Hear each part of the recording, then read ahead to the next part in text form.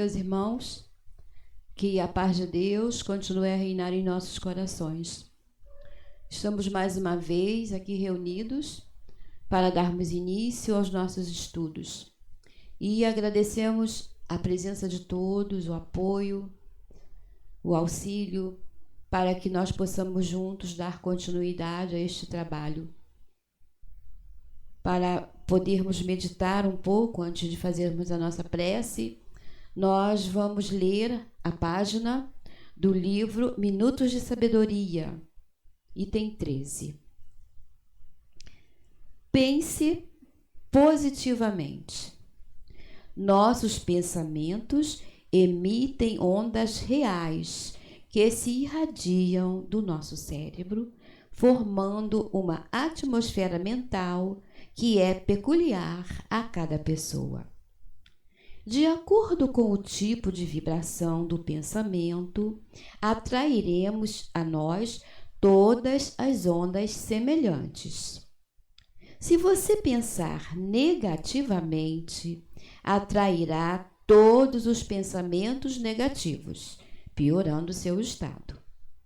Pense positivamente para atrair pensamentos positivos de paz e prosperidade. Vamos então levar os nossos pensamentos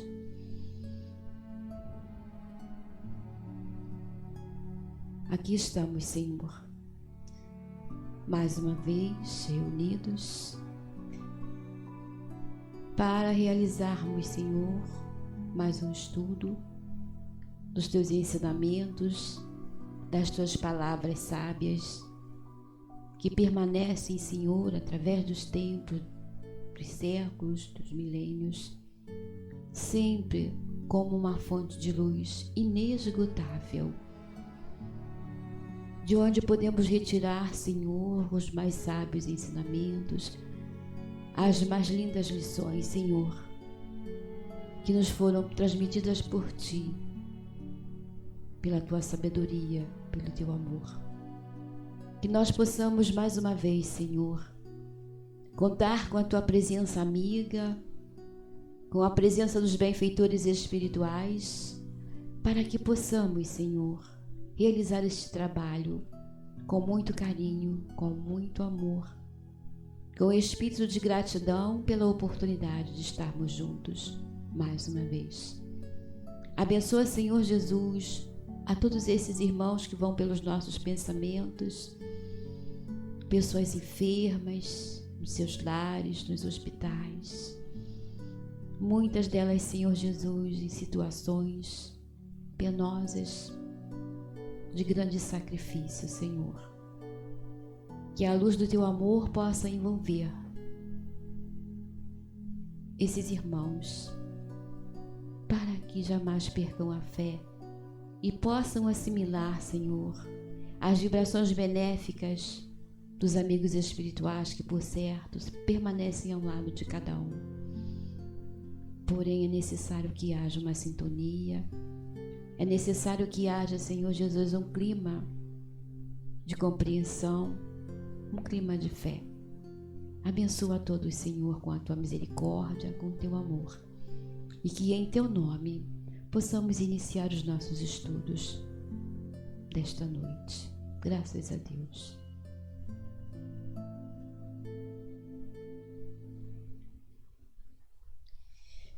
Bem, meus irmãos, vamos dar continuidade aos nossos estudos do livro Histórias que Jesus Contou.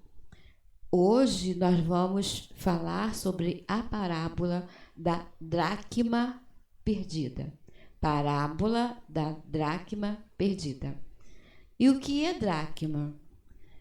Nós vimos lá o sentido, é uma moeda grega, quer dizer, da Grécia, mas que era usada também na terra de Jesus, entre os judeus, porque lá também habitavam muitos gregos, então por isso que a moeda também passou a ser usada entre eles. Então, dracma é uma pequena moeda. E nós vamos ver que esta parábola se encontra no Novo Testamento, capítulo 15, do Evangelho de Lucas. E estudaremos os itens de 8 a 10. Então, gente, essa parábola é a segunda de uma série de 3 que Jesus contou. Ele contou seguidamente. E nós recordamos, mais uma vez, que ele contou essas parábolas para orientar, para esclarecer os fariseus e os escribas que o criticaram, porque ele recebia publicanos e pecadores para orientá-los. E esses publicanos, esses pecadores, iam para receber as orientações do mestre. Então, eles criticaram Jesus, né? Murmuraram, né? Criticando que ele recebia os pecadores. Então, Jesus contou essas parábolas seguidamente. Primeiro, ele contou a parábola da ovelha desgarrada, depois ele contou a parábola da dracma perdida e, por último, contou a parábola do filho pródigo. A gente observa, né, pela ordem das coisas, que como é que ele colocou os ensinamentos, né? Por fim, ele colocou uma ovelha, colocou uma moeda e depois colocou uma pessoa. Então a gente vai vendo assim que ele foi crescendo em termos assim de ensinamento, de aprofundamento da ideia que ele queria transmitir para esclarecer os fariseus. E a gente vai ver, então a gente lá nesse capítulo, a gente vai ver que essas parábolas completam os itens de 3 a 32, né? Uma série bem grandezinha que contém essas parábolas.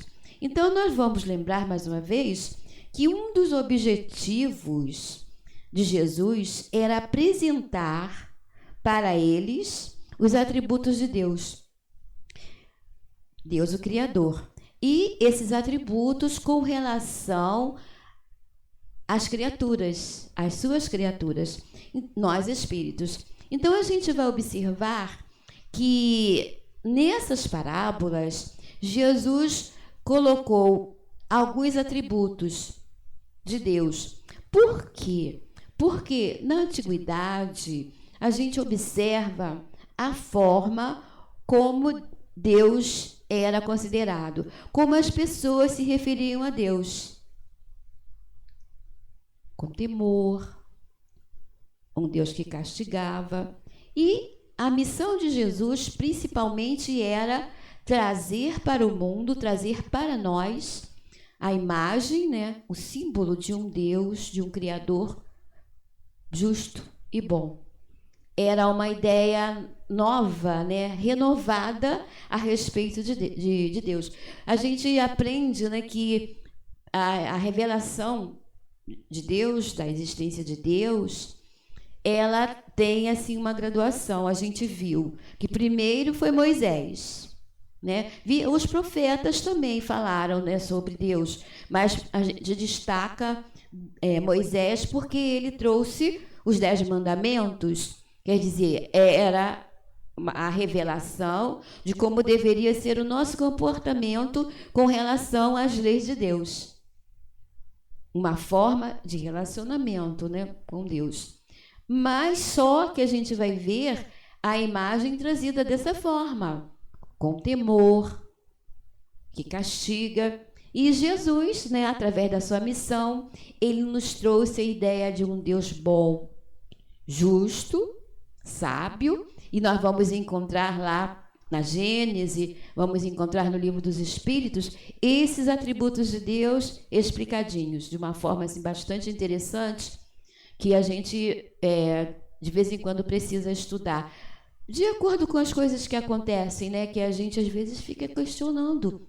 Não porque a gente não acredita em Deus, mas é porque a gente, às vezes, não tem meios, recursos intelectuais, nem espirituais, para entender certas coisas que acontecem. Por quê? Porque a nossa visão é muito pequena, né? A nossa visão é pequena, a gente não alcança muito amplamente, a gente não entende certas coisas. Então, à medida que os missionários vêm ao mundo, eles vêm trazendo ideias, leis, exemplos, e eles mesmos servem de exemplos, né? Através da sua vida, para que a gente possa ir, à medida que nos esclarecemos, à medida que aguçamos a nossa sensibilidade, podermos entender mais e mais a vontade de Deus. E à medida que a gente entende a vontade de Deus, que a gente compreende, aceita as suas leis, a gente vai modificando o nosso comportamento, vai melhorando o nosso relacionamento com Deus. Não é que Deus se afasta de nós, mas nós nos afastamos de Deus, como as parábolas nos mostram, né? Principalmente da ovelha e do filho pródigo. Então, a gente vai ver que Jesus, em muitos momentos, em muitas passagens, e também utilizando as parábolas, ele vem, através da sua missão, nos mostrar, nos falar de Deus, de um Deus, principalmente, né, bom, justo, soberanamente sábio, né? E todo-poderoso. Então, esses ensinamentos vão nos esclarecendo. E depois nós tivemos a vinda da doutrina espírita, que nos auxilia a um entendimento mais amplo ainda das leis de Deus. Então, como nós dissemos, um dos objetivos de Jesus, ao contar essas parábolas, era nos mostrar, nos esclarecer aos povos daquela época, os fariseus, os escribas, com relação a esses atributos de Deus, ao entendimento da vontade de Deus, de como realmente deveria ser o nosso comportamento para realmente irmos nos aproximando do seu amor, da sua sabedoria. Então, Jesus contou assim, essa parábola da dracma perdida, que havia uma senhora muito pobre. E essa senhora possuía 10 moedinhas, 10 dracmas, que ela guardava com muito cuidado num pequenino cofre. Por que ela tinha tanto cuidado com essas moedinhas? Porque ela gostava muito de cumprir o seu dever, era zelosa com os seus deveres. E aquelas moedas eram destinadas para o pagamento das suas despesas no lar. Sendo ela pobre, logicamente que as suas despesas eram poucas, porém, aquelas moedas eram muito valiosas. Com elas, ela poderia pagar as despesas do lar. Acontece que, mesmo com todo cuidado, um dia, quando ela abriu o cofrinho, o que aconteceu? Ela contou só 10 moedas, só 9 moedas. 9? Como assim? Eram 10. Onde será que está essa moedinha? Eu não posso ficar sem ela. Aí o que ela fez? Começou a procurar, remexeu nas roupas, procurou nos armários, não achou. Aí o que ela fez? Arrastou os móveis, que eram poucos, né? Pegou a vassoura, varreu, até que ela encontrou. Achou a moedinha perdida. Aí, toda contente, ela foi lá, guardou a moedinha no cofre e estava tão feliz que ela foi contar para suas amigas, que eram pobres também. Sabia o quanto era, o que significava perder uma moedinha. Aí foi e contou para as suas amigas. Ela disse: alegrem-se comigo, minhas amigas, porque eu encontrei a minha moedinha, a minha dracma, que estava perdida. E aí, Jesus, mais uma vez, encerrou a parábola, né, dizendo: assim também há muita alegria entre os anjos de Deus quando um pecador se arrepende dos seus erros, se arrepende verdadeiramente dos seus erros cometidos. E aí a gente vê que é uma parábola pequenininha, né? Muito pequena, mas de um significado muito grande, valiosíssimo o significado. Volto a dizer, eu achei interessante Jesus ter... não alcancei bem qual foi o objetivo dele, não. Mas eu achei interessante esse fato dele contar 3 parábolas semelhantes, utilizando elementos diferentes, símbolos diferentes. É claro que inicialmente a gente logo se lembra, Jesus era sábio, Jesus, o mestre, né? Então, a sua maneira de ensinar era de muita sabedoria. Ele tinha uma técnica, né, muito avançada para o seu tempo. Então, ele alinhou essas 3 parábolas, uma após outra. A gente observando no livro, né, no Novo Testamento, Evangelho de Lucas, não tem interrupção, não.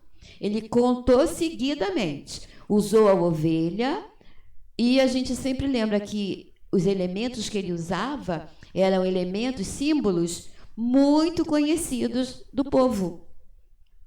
Uma ovelha era uma coisa muito preciosa. A moedinha, e interessante que ele usou, assim, uma moedinha. A gente vai ver que essa questão é muito interessante, a questão do valor. Para a gente era uma moedinha, para ela tinha um significado, um alto valor, né? Então Jesus contou, um dia a gente vai entender por que ele contou as 3 seguidas, tá? E por que ele usou esses elementos. Agora, vamos ver como que o autor do livro, né, Clóvis Tavares, fez os comentários. Como ele destacou os símbolos e colocou os significados de acordo com a sua interpretação, de acordo com a nossa necessidade de entendimento. Então, ele disse assim, inicialmente: essa história mostra que existe um Deus de infinita bondade. Aquilo que a gente falou no início. Jesus mostrando, revelando para aquele povo, e até hoje para nós, que existia um Deus de infinita bondade. O que é infinito?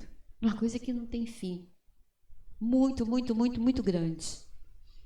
Um Deus de infinita bondade. E a gente observa assim que muitas das vezes a gente vê as pessoas falando assim, só Deus mesmo para poder fazer com que isso acontecesse. Só Deus mesmo para me socorrer. E quando a gente não entende certas coisas, a gente fala assim, só Deus. Não é? Só Deus para entender e para nos ajudar a passar por essas situações. Então, a gente, assim, já pelo nosso hábito, pelo nosso aprendizado, a gente sempre coloca isso, só Deus. Às vezes, uma questão, gente, por que isso assim, assim, assim? A gente não tem resposta, a gente responde, sabe Deus.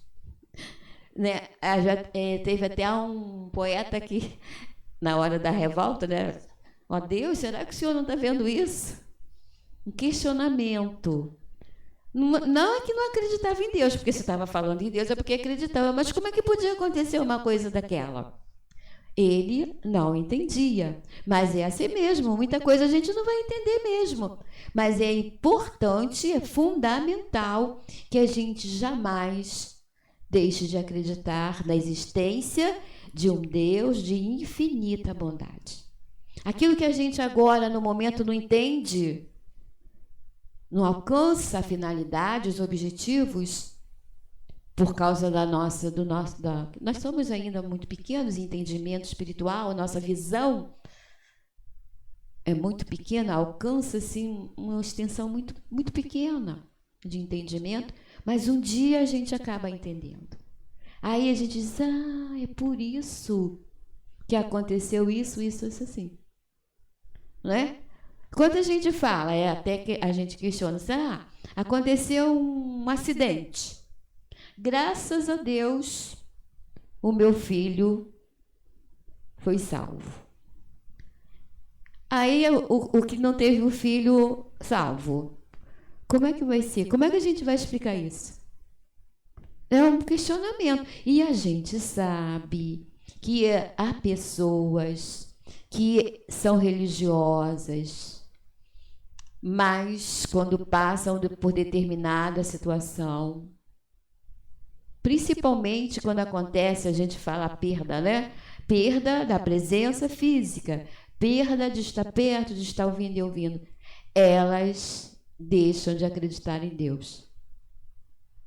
É muito triste isso, gente. Tem gente que deixa de seguir a sua igreja por causa de coisas que acontecem que ela não aceita, que ela não entende. Falta esse entendimento básico, esse alicerce, essa questão da gente entregar na mão de Deus. Falta isso na gente. Por isso que a gente vacila. Gente, é igual a questão da ovelha perdida, né? Se afastou da sua igreja porque Deus levou o seu filho muito amado. Então, é preciso que a gente tenha muito, muito cuidado, porque as coisas acontecem. O filho é dela, provisoriamente. Deus confia aos pais os seus filhos para que eles possam cuidar deles, mas o filho não é dele, não, o filho é de Deus. Por que Deus levou meu filho? Mas Deus levou o seu filho. O seu filho. Então, a gente tem que se alicerçar muito nisso, gente. Nós citamos uma situação dessa, mas muitas outras existem, em que as pessoas, às vezes, não falam contra Deus. Mas a sua atitude mental é uma atitude de quem não está aceitando a situação. Então, é muito importante. Por isso essa parábola tão sábia, né? Da ovelha desgarrada. Sai da presença de Deus. Deus não se afasta, mas a pessoa se afasta de Deus. Desanima de continuar vivendo, perde a alegria de viver, não encontra motivos para viver, porque aquele filho era a sua vida. É preciso que a gente tenha muito cuidado em todas as situações que acontecem conosco.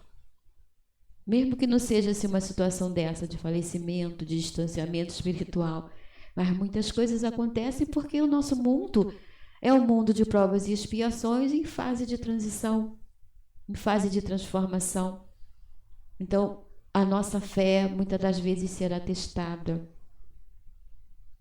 E quando nós conseguimos nos manter fiéis a Deus, apesar de tudo, nós nos fortalecemos a cada dia e nos tornamos pessoas de sua confiança, capazes de ajudar outras pessoas em sofrimento, outras pessoas que passam por situações difíceis. Então, ele disse, essa história mostra que existe um Deus de infinita bondade. Se a pobre mulher, ao perder uma pequena moeda, se esforça para encontrá-la e não descansa enquanto não a encontra, também Deus, meu filho, procura nos quartos escuros das nossas vidas. Nos procura nos quartos escuros da nossa vida. Olha, ele colocou assim um símbolo muito forte, né, gente? Por quê? Porque tem situações em que pessoas realmente ficam trancadas no escuro. Fecham a janela da casa, do quarto, e fecham a sua janela espiritual. E aí é uma situação bastante difícil. É preciso esse trabalho incansável da pobre senhora para conseguir trazer esse espírito de volta à vida, tanto no sentido espírito encarnado como desencarnado. É uma imagem muito bonita. E ela pegou a vassoura, primeiro procurou nos lugares mais assim, mais fáceis, né? Procurou nas roupas, nos armários, não achou? Aí pegou a vassoura, varreu muito, né? Um trabalho incansável até achar a moeda. Então ele diz, Deus nos procura nos quartos escuros das nossas vidas. Também Deus acende uma candeia e nos ilumina, pois nós somos suas dracmas perdidas. Quando ela estava procurando, ela acendeu uma candeia. Candeia é um lampião, uma lâmpada da antiguidade. Então ela acendeu a sua lâmpada para poder procurar melhor em todos os cantos da casa. Aí ele diz, Deus acende uma candeia, uma lâmpada, e nos ilumina, pois nós somos suas dracmas perdidas. Ele nos quer para o seu reino. Vemos aí que o autor, ele destaca o valor, o nosso valor como espírito. Ele compara, se a senhora pobre acendeu a candeia, procurou por todos os cantos até achar a sua moeda, Deus também nos procura. Então, ele coloca aqui o nosso valor. Porque tem horas de nossas vidas que realmente a gente deixa de se valorizar como espírito imortais. A gente deixa de se valorizar. Porque muitas das vezes a gente fica dependendo da valorização dos outros. E quando somos desvalorizados pelos outros, a gente fica numa situação de queda, perdidos com a moeda. Então, é necessário que a gente aprenda que nós, para Deus, temos um valor que não dá para medir. É isso que Jesus coloca também nessa parábola. Nós somos espíritos imortais. E para Deus nós temos um imenso valor, seja um valor infinito, seja qual for a situação evolutiva em que estivermos, seja qual for a situação de decadência, situação de enganos, seja qual for a nossa situação. Nós temos valor para Deus, muito valor, a gente nem imagina. Mas Jesus conta essas parábolas justamente para a gente ter uma noção. E também para que as outras pessoas possam entender esse valor, o valor dos outros. Ele estava colocando isso para os fariseus. Está vendo? E ele conversa com os publicanos, conversa com os pecadores. E eles não eram pecadores? Então, Jesus também alerta as pessoas que se sentem muito superiores, porque ocupam posições sociais, porque ocupam posição elevada na religião, e assim por diante. Então, desvalorizam as pessoas. E há pessoas tão cruéis que realmente eles conseguem arrasar. Por causa da condição de fragilidade em que muitas das vezes a gente se encontra, tem pessoas que conseguem arrasar e ela realmente fica numa posição deplorável. E é então aí que a gente tem que lembrar que a gente tem valor. Estejamos nós na situação que estivermos, nós temos valor, o nosso irmão tem valor. Para Deus, todos são espíritos imortais. Como diz aquele hino, né? Você é um ser que é herdeiro de Deus. Nós temos um valor que a gente não sabe medir. Então é isso que Jesus quer despertar, né, para aqueles fariseus e para nós, sempre no nosso dia a dia. E aí, esse valor, a gente juntando as duas parábolas, né, da ovelha e da dracma, a gente vai ver. Como a gente comentou, era uma ovelha só. Ele ficou com 99, não tá bom? Não, faltava uma. E se todo dia uma saísse, fugisse, daqui a pouco ele estava sem ovelha. Ah, deixa para lá, é uma só. Às vezes a gente age assim, né? O que tem? Uma só. Ah, é só essa vez. Né? As pequeninas coisas se juntam para formar o rebanho, para formar o tesouro.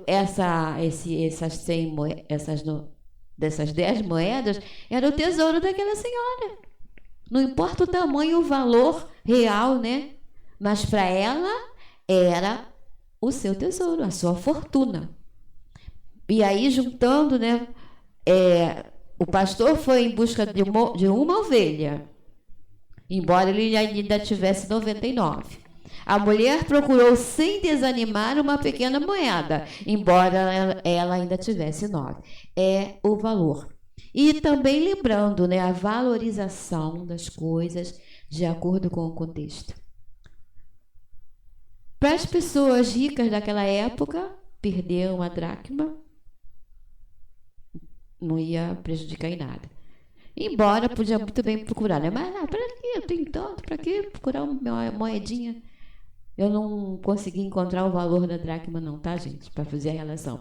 Mas quando ele fala moedinha, né? E uma pessoa pobre, a gente pensa assim, não teria uma moeda de grande valor, né? Então, o valor das coisas de acordo com o contexto era a sua fortuna. E faltava uma moeda da sua fortuna. E ia lhe fazer falta, não é? Para aquilo que ela queria realizar, ia fazer falta. E aí, o autor, né, Clóvis Tavares, continua falando. É por isso, filhinho, que o céu tanto se preocupa em iluminar a terra. A gente tem a imagem assim do céu iluminando a terra à noite, né? Não, à noite não. De dia é o sol. Estou esquecendo do sol, como é que pode? A nossa grande estrela, pequenininha, aquela questão de valor, né? A gente estuda assim, o sol é uma estrela de quinta grandeza. Uma estrelinha, mas para nós é o nosso sol.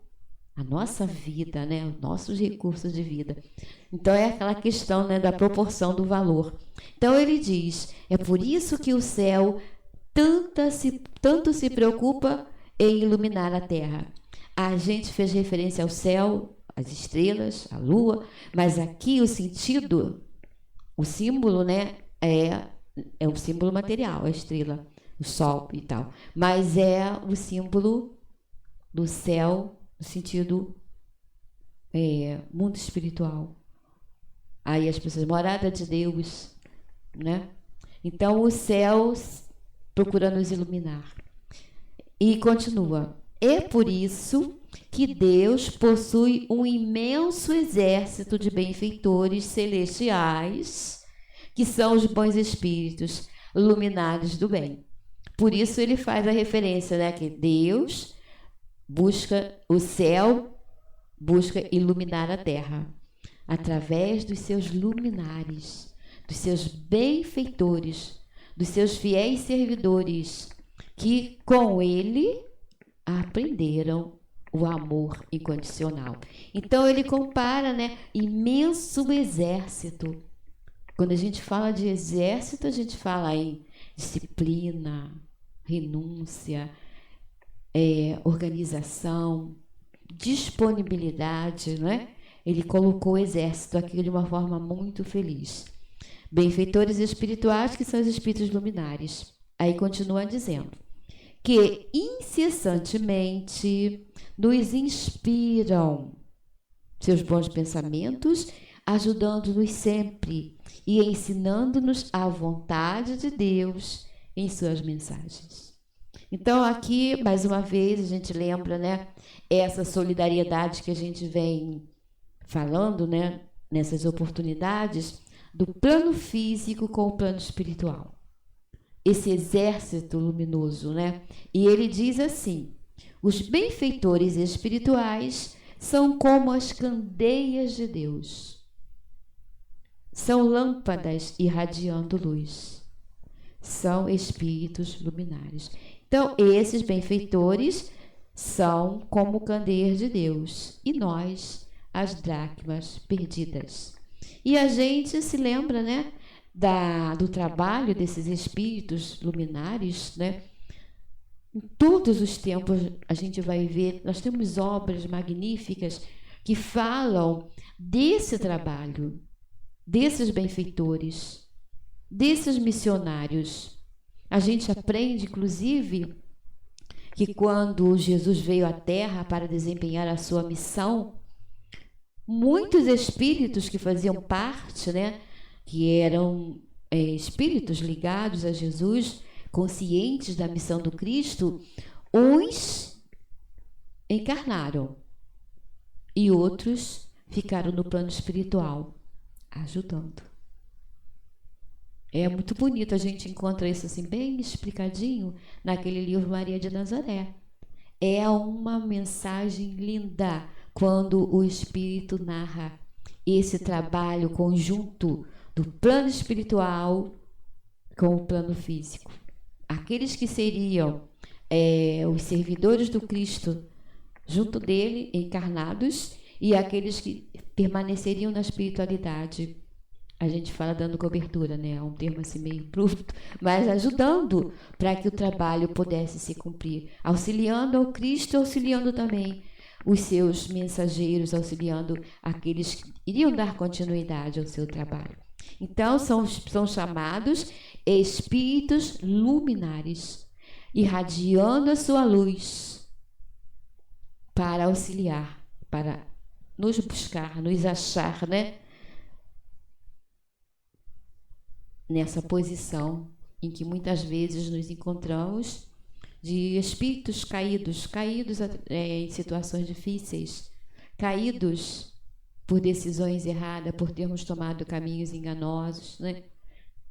E os luminares são como candeias, lâmpadas celestiais que têm essa missão, desempenham essa missão a serviço do Cristo.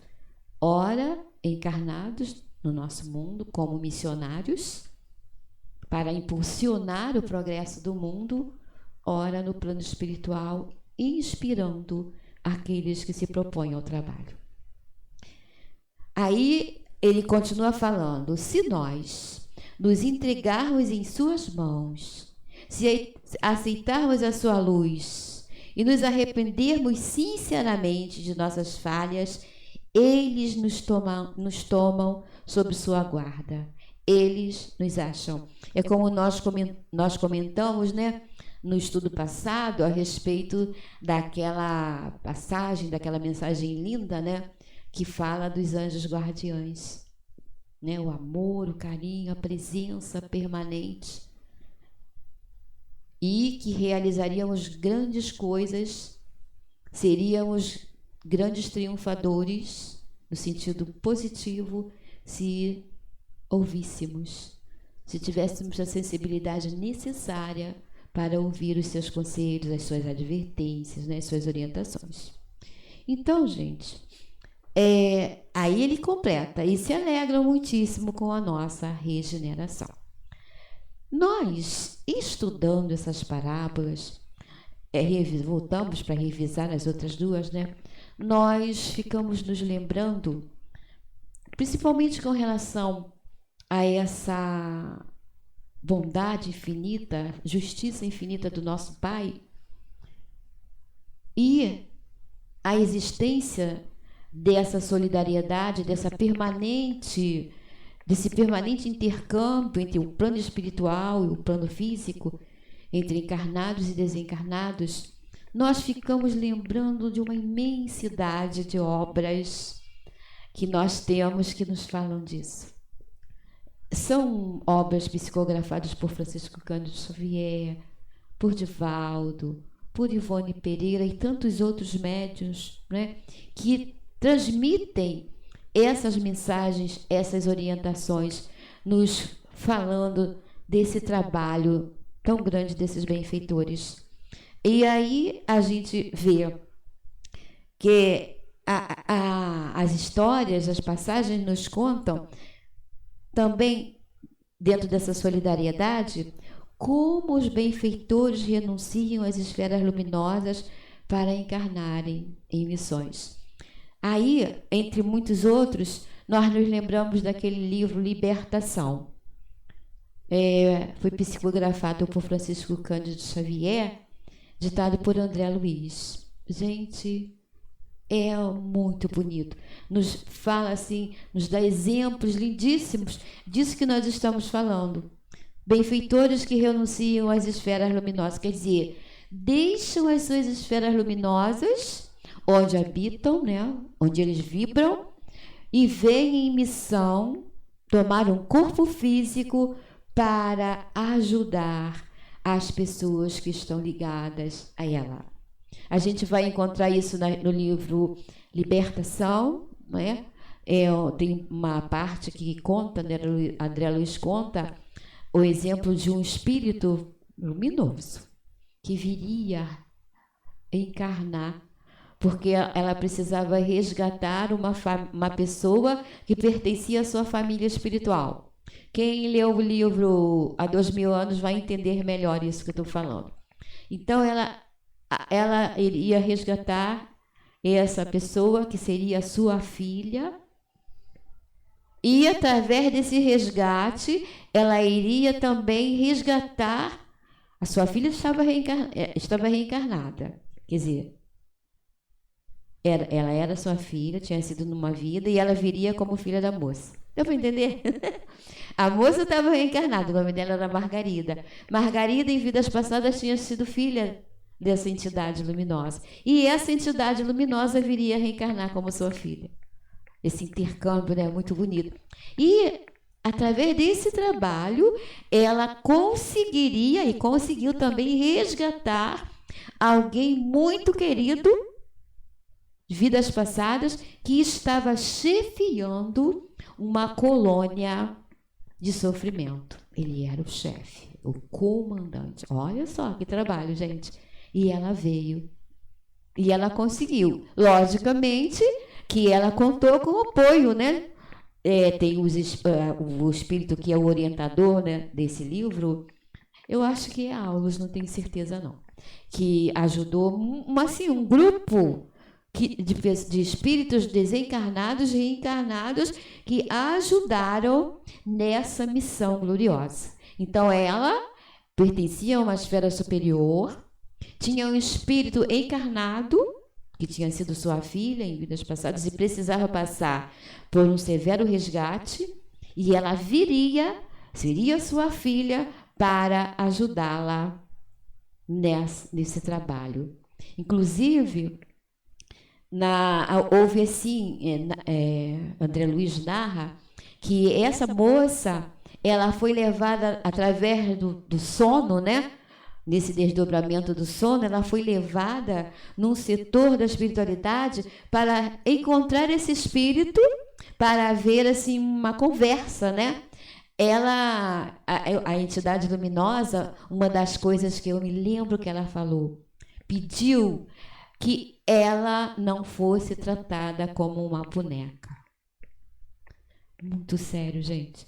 O que significava isso? Que a mãe tivesse cuidado de sempre lembrar que, acima de tudo, ela era um espírito. O que se faz com uma boneca? Né? Boneca é uma coisa sem vida, né? E ela quis dizer assim, que ela não queria ser tratada como uma boneca. O que será que ela queria dizer com isso? Olhando a forma que nós tratamos as nossas crianças e jovens hoje em dia. Ela pediu, não me trate como uma boneca. Eu preciso de muita disciplina, muito cuidado, porque a minha tarefa vai ser muito séria. E eu não posso ser desviada dessa tarefa. Eu preciso contar com você para que eu possa desempenhar bem esse trabalho. É um encontro assim emocionante, mas eu nunca esqueci que boneca é uma coisa melindrosa, né? Como é que se trata uma coisa melindrosa? Com excesso de cuidado. E a gente já imagina as outras coisas, né? Então eu lembro bem, não me trate como uma boneca. Então esse livro se chama Libertação, tá? É muito bonito, muito sério e trata desse trabalho. Espíritos, nesse caso, essa entidade viria reencarnar. Mas a serviço dela estariam outros espíritos que tinham a missão de penetrar naquela colônia de sofrimento para começar o entendimento com o chefe da colônia. Deu para entender?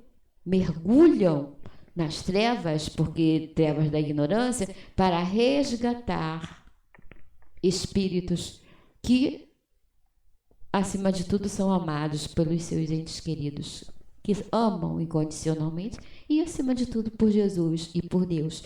A gente lembrou também do livro Memórias de um Suicida. Vocês têm que ler esse livro, gente. Fala muito disso aí. Porque o suicida é aquele que, por diversas razões, tomou aquela atitude drástica, né? Tem um livro de Bezerra de Menezes que conta que ele fala que o suicídio é assim o pior erro, a pior desobediência do espírito para com Deus. Logicamente que há os motivos, tudo é analisado, causas e razões, situação de cada um, mas basicamente é um exemplo da maior desobediência que um espírito pode dar perante Deus. Então, imaginem a situação desses espíritos lá nesse Vale dos Suicidas. Pelo tempo que foi contado, não sei como é que está lá por lá, né? Esse trabalho. Como é que está lá a organização? É uma coisa magnífica. Então, vocês têm que ler. E fala disso.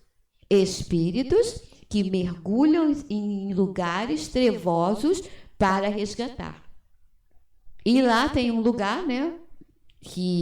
Onde muitos espíritos ficam, que periodicamente é visitado por uma caravana que tem o nome, Servidores de Maria, mas o nome Legionários de Maria. Eles penetram nessa caravana com carros apropriados para resgatar aqueles espíritos que já estão em condições de passarem para uma nova etapa de reparação. Leiam Memórias de um Suicida. O livro é muito grande, gente. Muito grande mesmo. E olha que ele é escrito com letra pequenininha, mas é muito importante, tem muitas orientações. E, por fim, nós vamos também sugerir um outro livro. Falei que tem muitas obras, tá? Mas foram aqueles que me ocorreram dentro dessa ideia da solidariedade, né? Dessa ligação, né? Desse espírito de renúncia, de benevolência que rege, né, nesses mundos superiores, nessas esferas superiores, com relação a nós que ainda estamos no mundo de prova de regeneração em fase de transição. Esse livro é o livro Ave Luz. Foi editado por Emmanuel, através da psicografia de Francisco Cândido Xavier. Vocês vão ver ali todo um processo para o resgate de um espírito, que naquela época era um romano, que ele era politeísta. Então, a movimentação, todo o processo para um dia ele se tornar cristão. Primeiro, acreditar num só Deus e se tornar cristão. É um exemplo assim, tipo de Alcione, né, que vivia numa esfera superior, veio, teve assim uma entrevista com o superior dele, né, esse espírito, e ele disse que queria encarnar na Terra para resgatar o espírito fulano de tal, que tinha sido seu filho em vidas passadas. Aí o superior falou: "Você tem certeza?" Aí explicou a situação do espírito. Aí ele pediu, parece que foi 50 anos. Se eu vou ler de novo, eu vou falar para vocês. E ele veio. Bom, ele reencarnou 2 vezes. 2 vezes. Naquela oportunidade, para poder resgatar aquele espírito, ele reencarnou 2 vezes. Faleceu novo, né? E depois reencarnou e viveu como alguém muito próximo. Então, leiam, né, esse livro também, que vocês vão ver todo um processo, todo um sistema de espíritos envolvidos para poder resgatar esse espírito. É muito bonito. Então, aí, gente, com toda essa explicação, essas parábolas, a interpretação de Clóvis Tavares, né, nos mostrando assim de uma forma tão suave, tão doce, né, o amor de Deus, o amor dos benfeitores espirituais, a capacidade de renúncia. E, além de tudo, através dessa parábola, ele também nos mostra alguns pontos básicos da nossa doutrina, assim como livre-arbítrio, lei de causa e efeito e reencarnação também, se a gente buscar direitinho. Então, a gente agradece, né, pela oportunidade, pelo apoio e vamos então fazer a nossa prece de agradecimento.